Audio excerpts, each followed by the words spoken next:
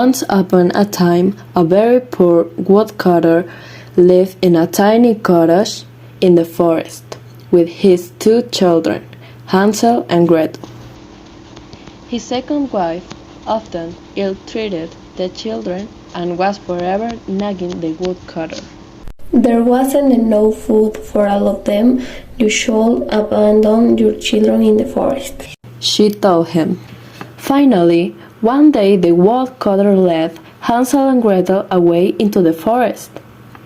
But as they went into the depths of the trees, Hansel dropped a breadcrumbs here and there on the mossy green ground.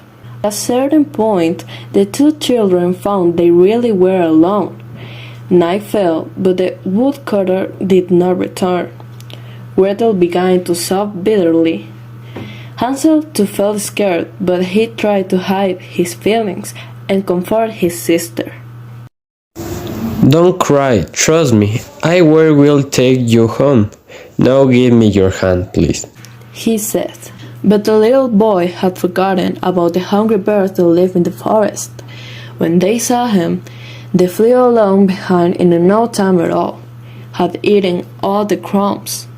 Hansel tried to encourage his sister, but he too shivered when he glimpsed frightening shadows and evil eyes around them in the darkness. All night the two children huddled together to warmth at the foot of the large tree.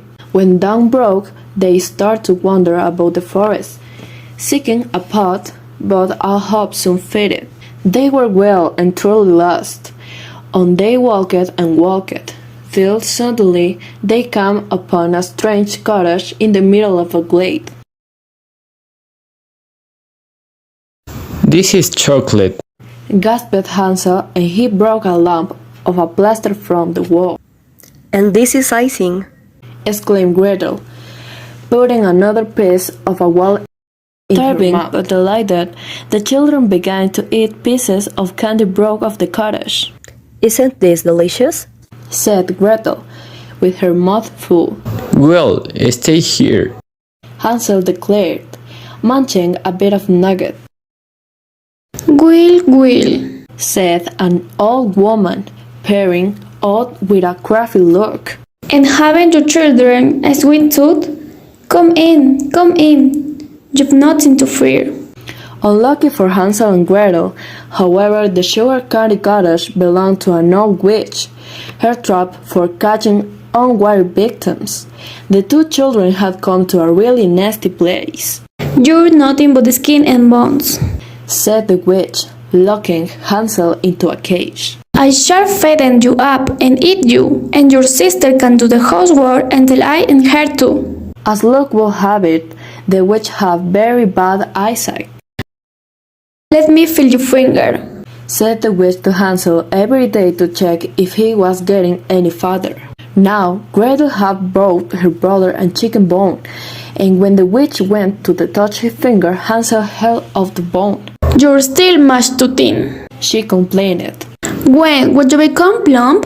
One day the witch grew tired of waiting. Light the oven, she told Gretel. We're going to have a twisty roasted boy today. A little later, hungry and impatient, he went on.